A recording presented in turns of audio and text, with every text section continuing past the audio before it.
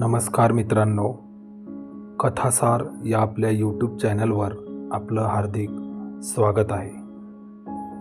आजची आपली बोधकथा आहे सावलीचा अर्थ. प्रत्येक माणसाच्या आयुष्यात एक काळ असा येतो की जेव्हा तो स्वतःपासून दूर जातो. त्याला वाटतं सगळं काही त्याच्या नियंत्रणात आहे. पण एक क्षण असा येतो जेव्हा जीवन त्याला आरसा दाखवतं. ही गोष्ट आहे एका तरुण इंजिनियरची, आदित्य देशमुख, आणि एका भटक्या फकीराची, ज्याने त्याला सावलीचा खरा अर्थ शिकवला.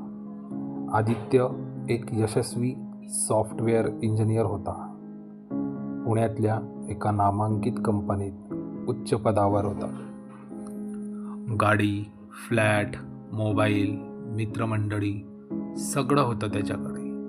पण तरीही त्याला वाटायचं काहीतरी कमी आहे. आठवड्याचे शेवटचे दिवस पार्टी, मॉल्स आणि थोडीशी एकटेपणाची शांत झोप घेण्यात जात. पण एक रात्री त्याने एका भटक्या फकीराला बघितलं. एक साधा माणूस रस्त्याच्या कडेला बसून चहा पीत होता, पण त्याच्या चेहऱ्यावर शांती होती. कुतूहलापोटी आदित्य त्याच्याजवळ गेला. फकीर हसला, म्हणाला, काही शोधतोस का? काही नाही, असंच, आदित्यने उत्तर दिले. फकीर हसत म्हणाला, झाडाच्या सावलीत बसून माणूस उन्हाचा विसर करतो, पण सावली कुठून आली हे मात्र विसरतो. हे वाक्य आदित्यच्या मनात घोळत राहिलं. दुसऱ्या दिवशीही तो त्या जागी गेला.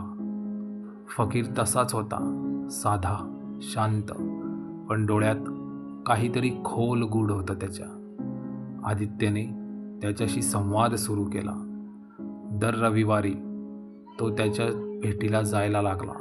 फकीर त्याला गोष्टी सांगायचा, साधे प्रश्न विचारायचा. तुला तुझ्या यशाचं मोजमाप कशानं करायचं आहे? तुझ्या गाडीपेक्षा तुझं मन किती लांब जातं? हे प्रश्न आदित्यला अस्वस्थ करायचे, पण विचार करायला भाग पाडायचे. त्याने आपल्या आयुष्यात अनेक गोष्टी नव्याने बघायला सुरुवात केली. त्याने आईवडिलांना भेटायला सुरुवात केली, जुन्या मित्रांशी संपर्क केला आणि आपल्या कामातही समाधान शोधायला लागला. एकदा फकीर त्याला म्हणाला, आता सांग, सावली म्हणजे काय? आदित्य म्हणाला, सावली म्हणजे ती जागा जिथे उन्हाचा त्रास होत नाही. फकीर हसून म्हणाला, बरोबर, पण सावलीसाठी कोणीतरी उभं राहिले पाहिजे. सावली कधीच स्वतः तयार होत नाही. कोणीतरी आपल्या कष्टांनी, त्यागाने किंवा प्रेमाने सावली देतं आणि आपण फक्त तिचा उपयोग करतो. आदित्यला त्याचं उत्तर सापडलं होतं. त्याचं यश, त्याची भरारी यामागे कोणीतरी होतं. त्याचे आईवडील, शिक्षक, मित्र आणि त्याचे छोट्या छोट्या क्षणांचे त्याग, जे त्याने दुर्लक्षित केले. त्या दिवसापासून आदित्यने स्वतःच्या आयुष्याचा वेगळा अर्थ शोधला. तो फक्त कामावर लक्ष केंद्रित न करता समाजासाठी काही करू लागला. कंपनीत CSR उपक्रम राबवले, गरीब विद्यार्थ्यांसाठी संगणक वर्ग सुरू केले आणि स्वतःसाठी वेळ काढून ध्यान, लेखन आणि आईबाबांबरोबर वेळ घालवू लागला.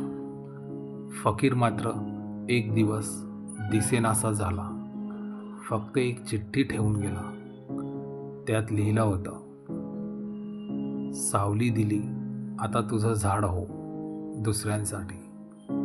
आयुष्यात यश मिळवणं महत्त्वाचं आहे, पण त्याचं मूल्य तेव्हाच उमगते जेव्हा आपण त्यामागच्या सावलीला ओळखतो.